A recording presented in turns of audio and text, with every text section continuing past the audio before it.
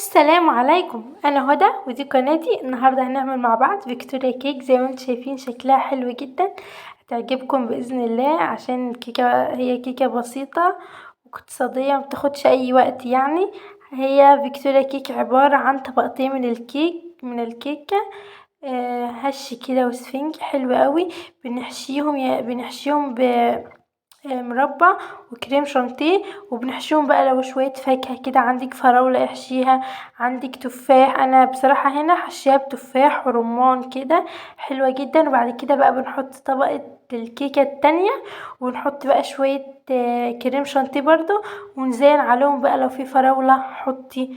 بس انا هنا عاملاه بقى بسفندي، عاملة وردة حلوة كده بالسفندي، ومزينة برمان برضو وتفاح زي ما انتم شايفين، حلوة جدا. ورشة سكر بقى كده، جميلة جدا يا جماعة، والله ما بتاخدش وقت.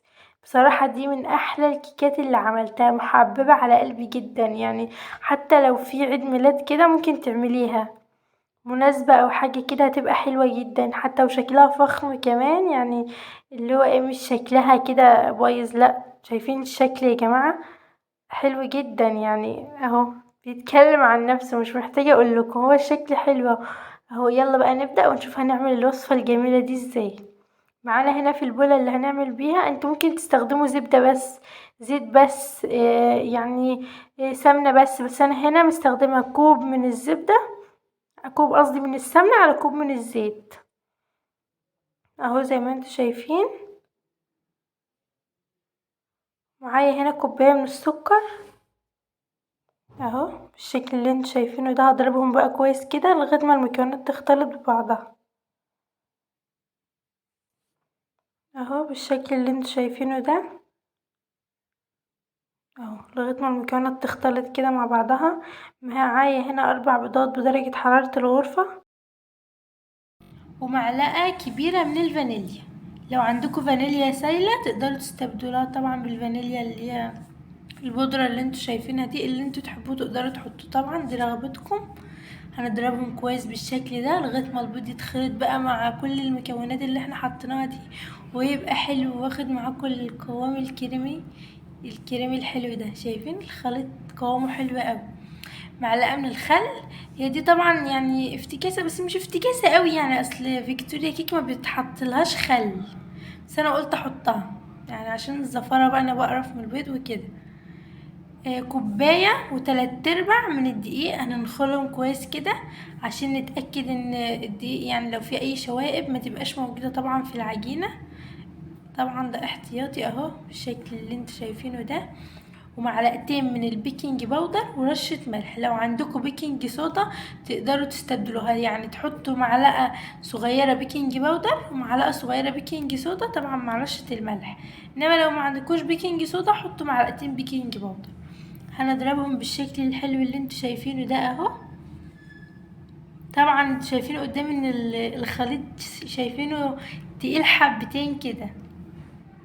احنا هنضربه شوية كده، وبعدين كده هيبقى معانا نص كوباية من اللبن.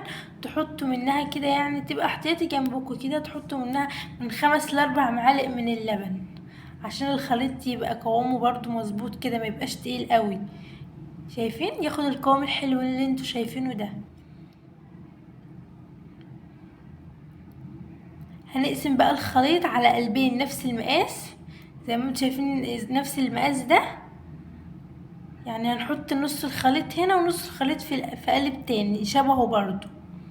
وهتدخل الفرن على درجة حرارة من 20، يعني درجة حرارة بتهيألي 180. هتقعد في الفرن رف أوسط طبعا، هتقعد في الفرن من 20 ل25 دقيقة. اهو حطيت نص الخليط في القالب ده، هسويه كده. انا هخلي الاطراف اعلى من يعني هخلي الجوانب اعلى من النص عشان ما تبقاش يعني قبه من النص ومن الجوانب واطيه كده، لا، انا هعلي الاطراف عشان تبقى متساويه، الكيك يبقى متساوي كده، ما نحتاجش اما نيجي نسويه نقص منه كتير لما يطلع من الفرن يعني. اهو بالشكل الحلو ده اهو، شايفين خليت الجوانب عاليه اعلى من النص اهو. باقي الخليط برضو هحطه في الصينيه دي. انا قلت لكم هنقسمه على صينيتين اهو، نص الخليط هحطه في الصينيه دي برضو، وسويت برضو الجوانب اعلى. احنا قلنا في الفرن من يعني درجه حراره 190 او 180 بقى، على يعني حسب الفرن بتاعكم ودرجه الحراره بقى. وقعدت في الفرن 20 دقيقه او 25 دقيقه على حسب برضو درجه حراره الفرن بتاعتكم اهو. هنعمل بقى احنا هنسيب الكيكة تبرد 4 ساعات او يستحسن تاني يوم. هنحضر بقى معانا كده الكريم شانتيه اللي احنا هنحشي بيها، اللي احنا هنحشي الكيك بيها يعني. هنحط كيسين من الكريم شانتيه ومعلقه كبيره من السكر، ومعايا لبن يكون فيه تلج كده، اللبن يكون نصه متلج ونصه سايل كده، عشان الكريم شانتيه يبقى يعني مش سايل كده، يبقى ماسك نفسه. ومعايا هنا معلقه صغيره من الفانيليا، هنحطها بالشكل اللي انتوا شايفينه ده اهو. بالمضرب بقى كده نبدأ نضربهم بالراحه كده بالشكل اللي انتوا شايفينه اهو. معايا بقى هنا يعني معلقتين كبار من الجبنة طبعا تكون نسبة الملح فيها قليلة خالص. هنحطهم كده ونضرب كويس بالشكل ده، ونبدأ بقى نزود لبن عشان الخليط تقيل اهو، لغاية ما يبقى بالقوام الحلو اللي انتوا شايفينه ده اهو. بهدلنا الدنيا طبعا على ما عملنا الكريم شانتيه، بس اهو شايفين خد معانا القوام الحلو اللي انتوا شايفينه ده اهو. ما شاء الله حلو، وشايفين ماسك نفسه كده مش سايل. دي اول كيكة انا قصيتها كده بقت متساوية، سويتها يعني عشان هي كانت قبة برضو شوية فسويتها، قصيتها كده بالسكينة طبعا، سويتها بالشكل ده. هحشيها، انا حطيت طبعا الكريم شانتيه في ايه، في قمع التزيين، انا اسفة، في قمع التزيين ايوه. ويعني ابتديت ان انا احطه كده، اسوي بالشكل ده كده. انا قلت احطه بالقمع يعني احط لو ما عندكوش قالب تزيين حطه بالمعلقة او السباتيلا، فانا حطيته قلت احطه احسن بالقمع عشان يبقى الكريم شانتيه كده متساوي معايا. ومعايا طبعا مربى توت او مربى فراولة اللي انتوا تحبوه، بس انا حطيت مربى فراولة، انا بحبها جدا، هي يعني المحببة على قلبي فحطيتها. هحطها كده بس بالاول يعني هتبقى يعني حطها مش مظبوطة كده، بس هسويها دلوقتي. كتروا بقى مربى هتبقى حلوة جدا، هتديكوا تاتش حلو جدا المربى. يعني ما تكسلوش ان انتوا تحطوا كريم شانتيه وتستكفوا كده، لا المربى هتدي طعم حلو جدا فوق ما تتوقعوا.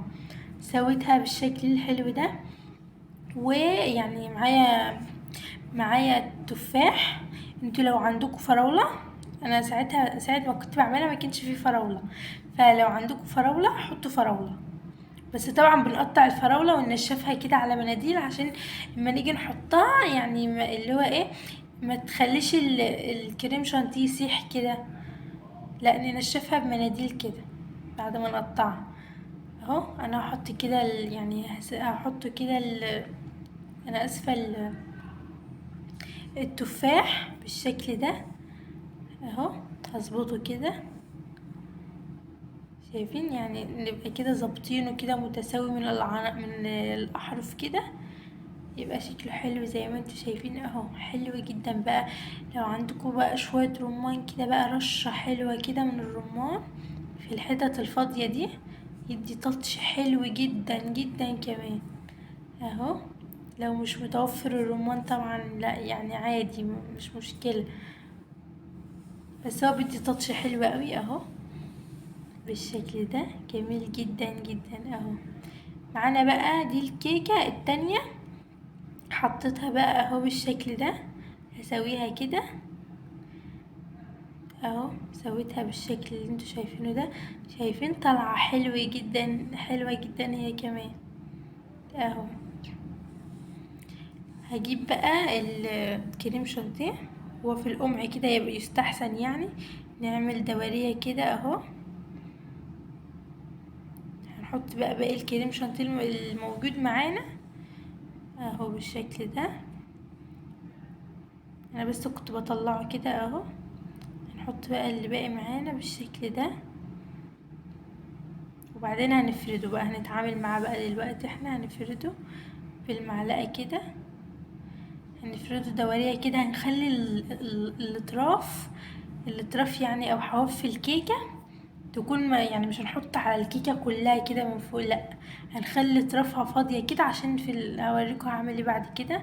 هرش عليها سكر بودر اهو بالشكل ده اهو، زي ما انتوا شايفين بقى. ده سفندي او برتقال، انا قطعته من النص كده بحيث ان هو يعني ازين بيه وردة. يعني شايفين الوردة اللي انا عملتها دي هرصها بقى فوق هنا على الكيكة من فوق كده اهو. حلو قوي، يعني زينت بتفاح كده ورشة رمان كده زي ما انتوا شايفين، بيدي شكل حلو قوي يعني. وفي نفس الوقت اللي هيدي شكل جميل وتاتش حلو قوي كمان. رشة سكر بودر كده، ياه، تاتش يعني خلاص بقت تحفة كده، مش محتاجة اي حاجة خلاص اهو. رشة بسيطة كده في النص كده زي ما انتوا شايفين اهو.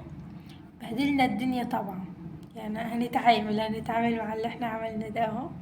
حلوة قوي جدا جدا جدا يعني اهو. شايفين الشكل يا جماعة؟ مفيش احلى من كده والله. الطعم كمان اما تجربوا الوصفة دي وتشوفوها بقى، الطعم احلى احلى احلى من الشكل. يعني حلو جدا. احنا طبعا اهم حاجة عندنا يعني الطعم الاول، بعد كده الشكل، بس انا برضو الشكل بيفرق عندي قوي يعني. شايفينه حلو حلو جدا. ان شاء الله الوصفة دي يعني تكون عجبتكم. اتمنى من كل قلبي انها تكون عجبتكم الوصفة دي وتجربوها. وما تنسوش ما تنسوش يعني لو استفدتوا من الفيديو ده تشتركوا في القناة وتدعمونا بلايك وشير.